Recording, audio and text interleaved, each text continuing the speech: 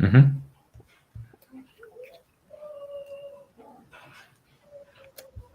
Hello everyone and welcome for another weekly episode of XP Property and XP Group's Expose. Today you'll be joining Ben and I, and as ever we will be sharing the highs and lows of running 4 different businesses and what we encounter, everything business, property, investment, and even mindset or personal. So stay tuned because we've got some really good content and we've had a busy week, a few highs, a few lows that we're willing to share with you guys, and it's good to see you again this week. Bring questions, live Q&A. Ben, do you want to give us a synopsis of what's coming up? Yeah, I wanted to touch on last week's episode, which is our highest viewed episode to date. So if you did miss out last week, head over to YouTube, check it out. And we're on, I think, our 17th episode of this live Q&A, and last week's has got the most attention. There's some absolute golden nuggets in there for property developers and property investors. So do head over. This week we are going to be talking about a site open day that we're doing on one of our recent finished projects over in Buckinghamshire. We're going to be talking about the old Maltings and the progress we've made with the detailed design and tender process on that. Big news for Muswell Hill. We're going to be talking a little bit about one of our giveaway winners and what we talked through with Harry at the beginning of this week. Talking a little bit about mergers and acquisitions, which is something we've not done before. So we'd be really interested to hear from anyone that's watching that is in that type of business, bolting on additional businesses to existing ones to grow a little bit faster. I'll be talking a little bit about the peak performance event that I went to last night, which was all about the power of social media. If you were there, do let us know, drop a comment below. Jack's going to be talking about one of his property flips, which he's just finished. The developer club, which has turned 1 this week. A commercial conversion that we are working on currently. There's been some intricacies with the planning process that we've got on that. So we're going to be talking through some of the permitted development fallback options that we are now looking at. Talking about some of our business coaching that we've been up to, and then just highlighting an event that's happening at the end of this week, which I will be talking at, and I'm going to be discussing a little bit about that. So welcome to anyone that hasn't been on one of these weekly Q&As before. Like Jack said, comment below. We'd love to know who you are, what you are looking to get out of this, anything we could help with. If there's anything that we can be of assistance with, do comment below. And hopefully we can help. So first up is we just wanted to touch on a site open day that we are running on Saturday. Is it the 11th or is it the 10th? Have I got that wrong? That would be a big error, wouldn't it? It is Saturday the 10th of June. Whoops. Yeah. That's a good start. Saturday 10th of June. And if you follow us on social media, we'll be launching a little bit more information about that very shortly. I just wanted to show you in the background one of the, hopefully this works. Yeah, so this was one of the site tours that we did back in December last year. So this was halfway through the build. You can see obviously, first fix has just started on the houses. It's a site of 4 converted apartments from an old office block with a pair of semis in the garden. In the car park. So we're showing you around the finished article. So we've now finished the landscaping and we're relaunching to the market very soon. And for anyone that's interested in coming on our site tour day, where we talk through the whole process that we've gone through and you can see the finished houses and flats, comment below comment open day below, and we'll get in touch with you to arrange the logistics of that. Anything you wanted to touch on there, Jack? Yeah, just if you can come along and see this is obviously a finished article, but we do open days during works as well. So depending what you want to see, finished articles, mid-level articles, or even before construction's even started, make sure you do comment site visits, because we've got at any given time we've got a site at every stage. So we've got a lot of site days planned for this year. One of the deals that we're coming on to later, which is going to be 24 flats, we haven't started construction yet. And we plan to do many more days on site to show everyone what we're up to. Yeah, nice. Secondly, so the old Maltings is a project we bought in January. We already secured the planning permission for 16 units via Class MA, which for those of you that know the permitted development process for commercial assets, is a permission that allows you to convert Class E space, in this case office, to residential C3 use. So we've got conversion of the upper levels in this building to 16 flats. We've just had really good news from the planning officer, who will approve an external works planning application to include loads of new roof lights and a few more windows, which then unlock potential for taking that 16 unit scheme to a 20 unit scheme, because we can now get light into areas that we didn't have light before. So that's a bit of a hack from a permitted development perspective, getting a full planning application for external works to unlock areas that are too dark and wouldn't conform to daylight sunlight, to then go back in and enhance our Class MA application, going from 16 units to 20 units. The next phases will be to get a pair of semis in the car park, and also add a bit more value out the front. So we're looking to take it from 20 units to 24 units then via a full planning application. So a real phased approach to this, but we've gone from basically 700 grand profit to 1.4 million pound profit, and then we should end up with 1.7 million pounds profit once the full 24 units have been delivered. So stay tuned for that.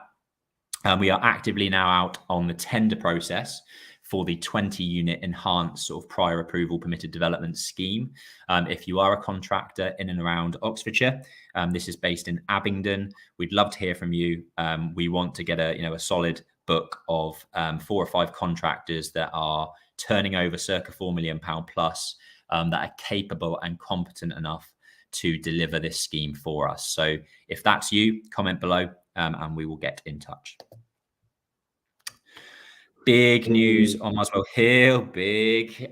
So yesterday we had planning approval for our Muswell Hill project, which is a pair of semis, this sort of beautiful pair of semis, which we now have approval to kind of split down the middle, take it from 2 HMOs, 2 large HMOs, into a pair of large executive homes. Now, this is one planning application of 2 for this site. We've kind of diversified our exit strategy by getting a planning approval for 2 large exec homes, and also the planning approval, which should be due in a couple of weeks now that the first one's been approved, should be planning approval for conversion to 9 flats. So it involves a sort of basement conversion to the front of the building, front and rear single story extensions, a loft extension, kind of remodeling internally for both of those options. It's worth saying that this is one of many projects that we've got either in the pipeline or already secured. And if you are an equity investment partner that would want to work with award-winning developers like ourselves, we are always open to conversations about investment into our deals, the conversation that we will have from here would just be about the pipeline that we've got, and maybe showing you some of the figures and development appraisals behind some of those schemes. It's probably worth touching on the previous scheme that we just got consent. Well, we have consent for 16 flats and going up to 24. That scheme is funded by our traditional equity investment, where an investor brings the capital, we bring the project, the planning, the design, the delivery, and everything else. That scheme that was on the previous slide is the, I believe, 4th investment that particular investor did. We did a building around the corner with them for 14 flats, which is finished, won 2 awards, and now we've rolled that relationship, that commercial relationship, into the old Maltings, which is a prerequisite deal. So we're here looking for people wanting to grow their sort of pot, I suppose, into multiple projects that we can work with over and over again. So yeah, and we also pay introducer fees if you know anyone that might suit that as well. Yeah, nice. Giveaway time. So if you joined us probably about 3 or 4 weeks back, we offered to do a 1-hour kind of deal clinic business coaching session with anyone who shared the recording of this via social media. Harry Hulstrom, who did so, had a 1-hour meeting with us on Monday, where we talked about his next steps. He's a site manager looking to get into property investment full time. really switched on guy who I've no doubt will be going places in the next couple of years, came to us with a series of 10, 11 questions about how he transitions from full-time work into property investment, how to appraise sites, what we feel about auction properties. We went through an actual deal that he's looking at the moment and how to structure that on an assisted sale perspective. That we absolutely love doing. It's why we've introduced our business coaching and consultancy packages, which but I wanted to give a shout out to Harry because he stepped up, he took action, and he shared this across the social media platforms that he's on, and that was well deserving a 1 hour session with us to really kind of help grow his business and look at the next steps for him. So yeah, thank you, Harry. Number 5 on the list, we're actually in a growth phase with XP Surveys. For those of you that don't know what that business is, it's a measured building survey and a topographical survey business, which Jack and I started about 2.5 years ago. There's a team of 4 at the moment, and we're looking to grow that. Now, I grew my architectural practice quite slowly, kind of bootstrapped, no external investment, and it's a very slow process. What we're looking at doing with XP Surveys is potentially bolting on additional surveying practices into XP Surveys to grow faster. So kind of taking the operational processes, the staff, the geographic locations of maybe other businesses, other surveying businesses, bringing them into our group structure within XP Surveys and growing faster that way. So not something we've done before. Would love to hear from you guys if you're into mergers and acquisitions, because I'd love a phone call with you if you are actively kind of buying businesses. It's not something we've done in the past. So we could do with all the advice we can get. So if that's you, let us know. If you run a surveying practice, you're getting fed up and want to pass on the baton, we'd be interested in speaking to you as well. Anything you want to say on that, Jack? Yeah, I think it's probably worth just sort of sharing what we're finding in this space, because obviously to attract buying businesses isn't something that most businesses do day in, day out. But what we're finding is specifically within this industry, we're sort of dealing with a lot of one-man band consultant businesses, where a lot of the value is actually in the individual that works within the company. Some value in goodwill, client, their client backing and goodwill of that, and nominal equipment. What we're finding is their sort of lofty dreams of business valuations is actually predominantly their salary that they haven't been taking, which makes it look really positive, or charging little to no for their time. I know I've been firsthand with my my wife's business that it's difficult to sell a business where you are the value. And I suppose a touch point for anyone out there running businesses, I've always been told that you should grow a business as if you're going to sell it, because that's where it grows best and doesn't need you and your time. And time is the probably most valuable thing on the earth. But we try and build systems and processes into our businesses. It's quite difficult to do that in a development business because there's so many different things that need to be done, which is why we had to bring a team around us to support those things. But yeah, we're certainly finding the one-man band businesses has got a different valuation to probably the consumer within it, and I can see that from obviously seeing what turnover is created, but that individual coming in might not have the same background, skill sets, or even just reputation. So I actually read a really good book called Built to Sell, which is all about a marketing business based in New York, where he builds transfers his company from being very much needing his time to then the opposite way around, where he didn't need to do anything, and he actually decided to keep the business rather than selling it. So good book recommendation. Comment, read a book or something like that, and I can share the link to it if you want to have a read. But yeah, anything else on buying or selling businesses, Ben? Yeah, I think you're bang on. Like the conversations that we've been having are very much kind of key man businesses, where it's one person that's been building the business for 15, 16 years, wants to retire and move on, but the inherent value in that business is them.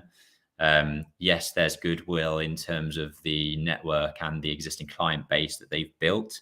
But that could easily fall away once that key man is, key person is removed from the business. So, when I sort of set out to build Aura into what it is now, and having conversations about how I've built it, my goal with that was to remove myself from the business ASAP so that the business wasn't reliant on me.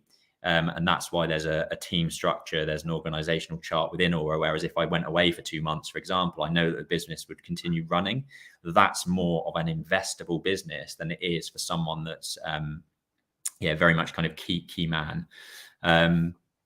Thanks for the comments, by the way, Andrew and Chris. Keep saying that to your business partners. If you want someone to invest in your business or to sell your business at a later date, you kind of need to remove yourself from it as soon as possible. And it's a good point, I think, from a service-based business like architects, engineers, surveyors. What normally happens is 2 architects meet each other in a practice. They think, I could probably do this. We'll jump ship and start our own business. And then they grow a little bit. They get a couple of employees, but the business is still fundamentally run by those 2 owners. And more often than not, when you're in a service-based industry, your skill set is that service.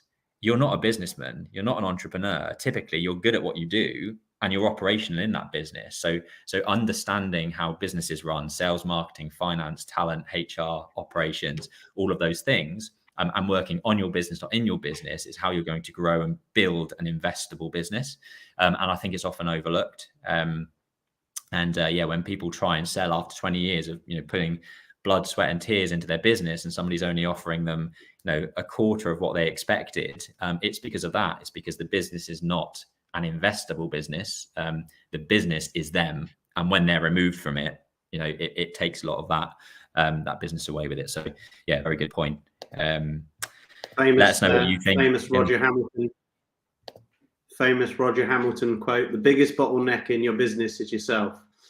Absolutely. Yeah, definitely. And if, we'd love to hear what you think about this. I know that obviously, Chris, Andrew, you think very similarly.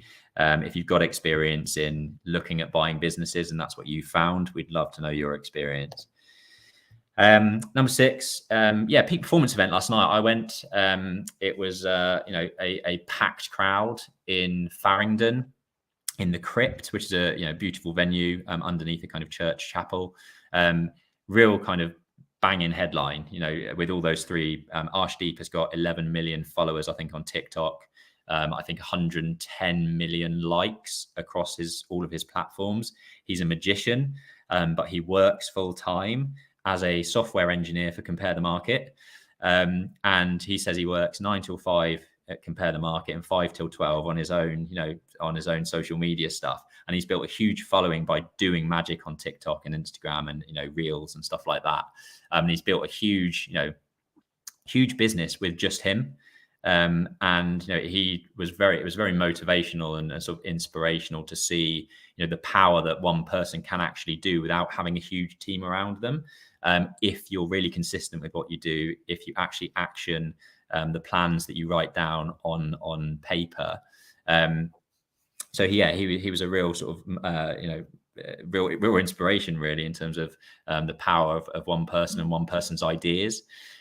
Jade's grown 110,000 subscriber following on YouTube, and comes from a marketing and advertising background, first class degree, worked for some big players before actually jumping ship and thinking, this is what I want to do myself.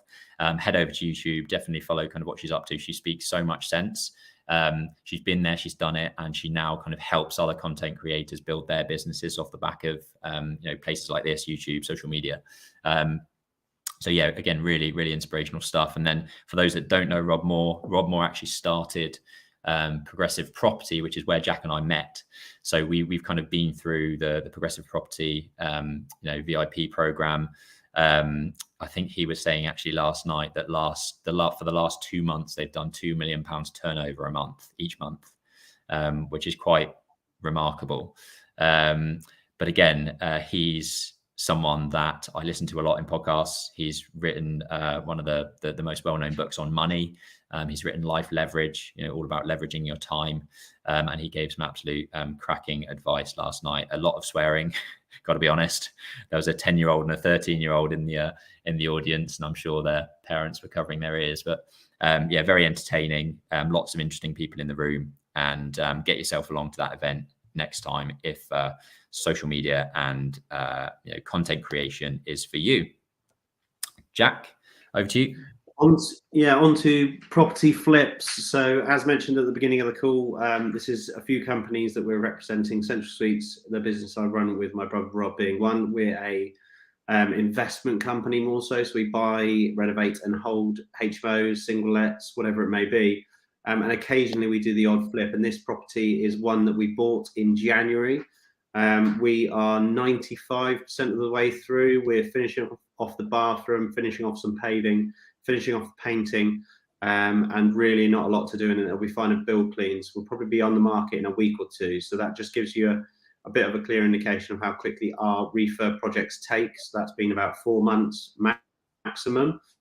But the big news this week is we had a 50% up value increase.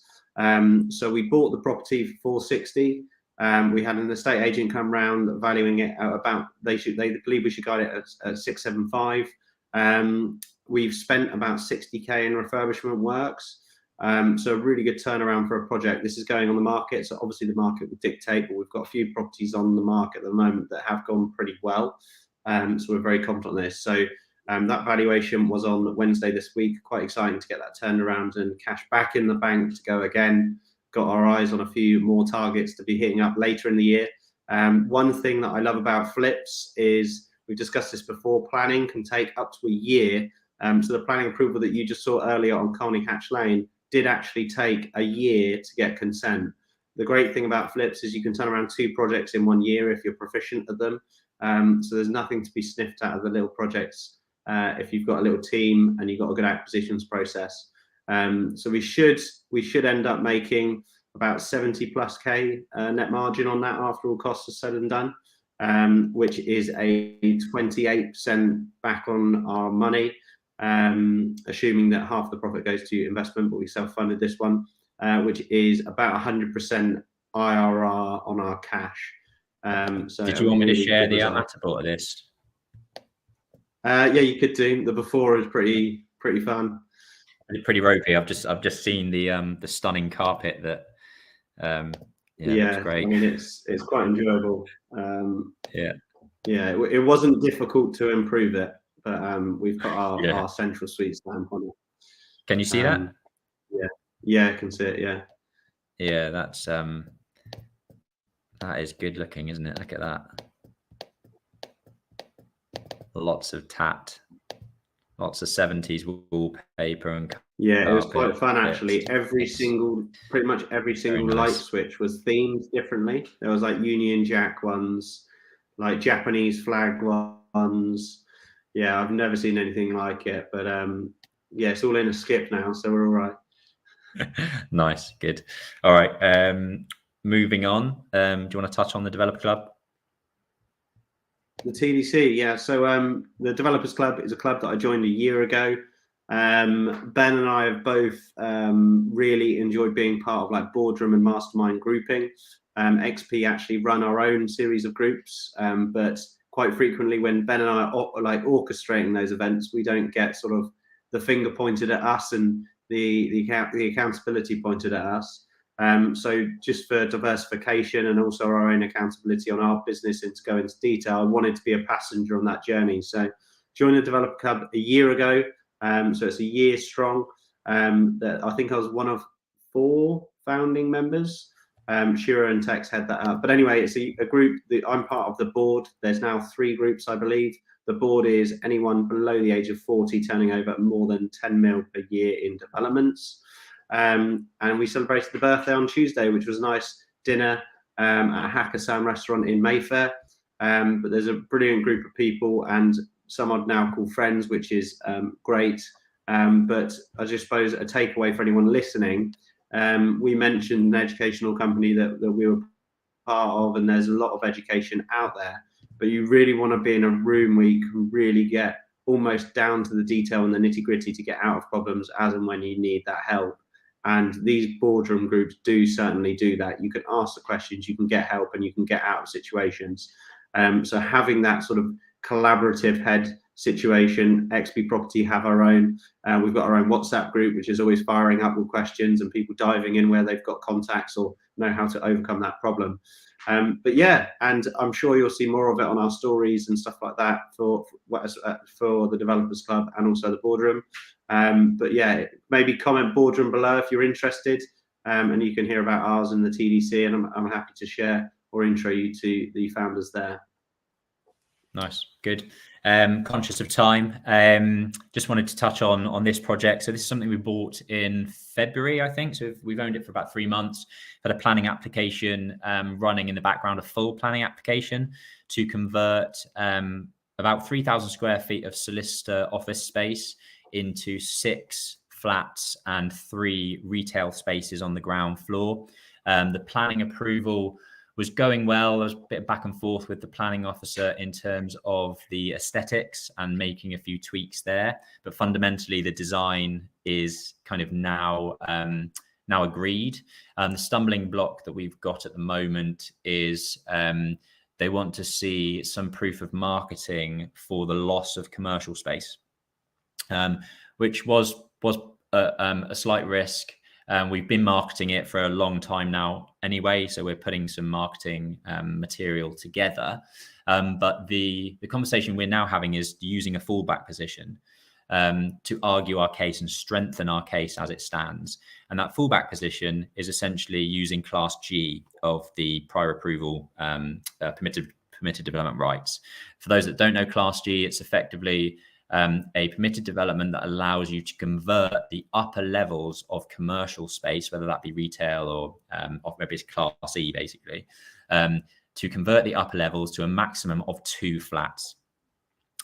So in our full planning application, our upper levels are arranged over 4 flats.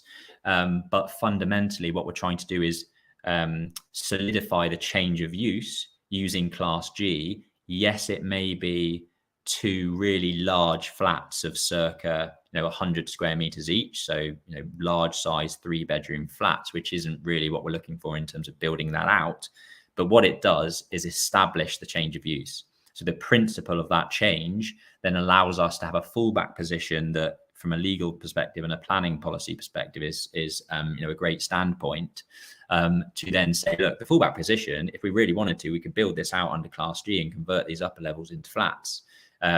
So that's our fallback position. But what we really want is our full planning application to be approved, where we get 4 flats at the first floor level. So that's a bit of a permitted development hack that we're looking at in terms of establishing a change of use, utilizing that as a fallback position to kind of force the planning officer's hands to approve the larger, more valuable scheme for us. If you've got any questions about that, drop them below.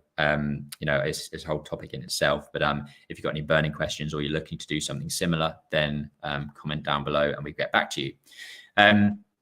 Number 10 is we've had a really, really fantastic couple of weeks with business consultancy and sort of property coaching. We only really started this about a month ago. We get asked a lot to do, do you do one-to-one mentoring? Can you help us look at this deal analysis? How do you find fund and structure deals, and all of these things that you guys want to know? We've been offering it now as a package, an actual offering to you guys to work with us to build your businesses, to appraise deals, learn how to fund them, learn how to structure them, learn how to find them. And the past 2 weeks, it's just blown us away really in terms of the interest of those. We've had 3 people take on board our sort of highest level package, which is kind of a sit down with Jack and I for 4 hours to really look at your business plans, any deal opportunities that you're currently looking at, and kind of tear them apart, give you some guidance. And then a couple of people that want kind of ad hoc support on an hourly basis to make sure that they're being sort of set off in the right ways. So, and actually I think a lot of that has come through these video calls, these lives. It's been the feedback that we've been getting is absolutely fantastic and makes it all worth it for 45 minutes on a Friday afternoon. So thank you very much for that. If you are interested in kind of growing your business, sitting down with Jack or I, having an hour's video call to talk about some of the burning questions that you've got in your business, or giving you some guidance as to how we've got to where we are, do comment coaching below. Whether that's on property, on business, mindset, whatever you're struggling with, these are the 5 businesses on the screen that we've been running over the last 6 or 7 years. We've got a broad variety of experience and knowledge base, from property, marketing, sales, negotiation, HR issues, finance, bookkeeping, tax planning, all of these types of things we've built in our various businesses. So if you're interested in being coached by us, we would love to work with you. We absolutely love doing it. Do get in touch. Jack, do you want to say anything about that? Yeah, I just think the key is, someone actually asked me what would they achieve from being part of either our boardroom or our mentorship. And for me, it's, we can share what we're up to. And I think the key word that Ben mentioned there is built. All of the 5 businesses that we've created have been built from scratch. So the sort of world is your oyster with the right tools and the right energy, and that it is hard work, and you've got to put in the time and be resilient to that. Which is why it sometimes helps to have a sounding board and a second opinion. But yeah, we've built our businesses from, they're not perfect, and we have people that help us guide, like non-exec advisors and business coaches. So you're technically paying for that advice as well, because it trickles down. But there's a long road, and there's many little tweaks that you can make in your business, and some big tweaks you can make in your business. That we learned from and adapted and changed and tried and tested and wasted money on, and all sorts. So we're here to pass on that info, and it's enjoyable because it's good to see mentees progress their businesses, or the areas that they were particularly struggling in. And quite frequently, it's just a second perspective. Some people look at things in a different way. Ben and I look at things in a different way quite frequently, and that's where we have found our partnership works well. So go on our website, find it, or comment below. Coaching, as Ben said, we'd be happy to respond to your queries and tell you what we can do. Yeah, nice. And I also wanted to touch on the 25th of June, which is a Thursday night. It's the Central London Property Meet, held by Brendan Quinn. I think he's in his 13th year of hosting the events. There's a fantastic crowd always. Normally between kind of 50 and 70 people in a London Bridge hotel. I'm actually going to be presenting for sort of 40 minutes this month on sustainability around the construction industry and the property industry. There's a huge amount of changes that have and are ongoing in terms of government legislation and the push for net zero carbon and the future home standards. There's a lot of talk about EPCs, regulations around that, not being able to actually let out your property if you don't have an EPC rating of C or better in the coming years. And we're going to be touching on some of the key things and the practical solutions that you guys can do to kind of hit some of those targets. I run an architectural practice. I'm a property investor. We do our own property developments. We're very much in this space. We see things from the front line, and hopefully I can give back some of that information to help you save money on your property developments, and give you some tips and tricks that you can use to not fall foul of allowing sustainability measures to dwindle your profit margin, which is kind of the the headline of the event. So yeah, do let us know if you want to come to that. You can buy tickets on Eventbrite or drop a comment below and we can send you details. I think you had another faux pas on the day. Yeah, I think I'm I think it's Friday afternoon and I'm struggling. It's not the 25th of June at all. It's the 25th of May. So yeah, do get in touch. Anything you want to end with, Jack, before I say something else that's wrong? No, all good. Just for anyone listening, I had a message, shout out Chris Jones from Chris earlier today saying, really enjoying your lives. I can't join live, but I always watch it thereafter. So thanks for the support. And that's just to remind everyone that these are on our YouTube channel. And there are topics throughout our channel that we, talk about in different weeks. So do make sure you go back and watch our other videos. I think there is some really good content and issues that we've overcome. But yeah, do stay tuned for every Friday, but also watch the ones back that we've done. And thank you, Andrew. Yeah, we will be in touch. Yeah, we'd love to hear about your project down in Devon. I'm a Somerset lad. I'm in Somerset as we speak. So yeah, Somerset and Devon, I know extremely well. So it would be good to have a chat. Yeah, like Jack says, we should let everyone know why we were late. Well, the fact I had to clean my boy's bum. Yeah, we were a few minutes late today because Lucas did a doo-doo, and I had to kind of clean up. So yeah, this is what happens in business and family and life. But yeah, thanks for everyone who joins. We really do like doing these, and look forward to speaking to you all again next week. Thanks, everyone.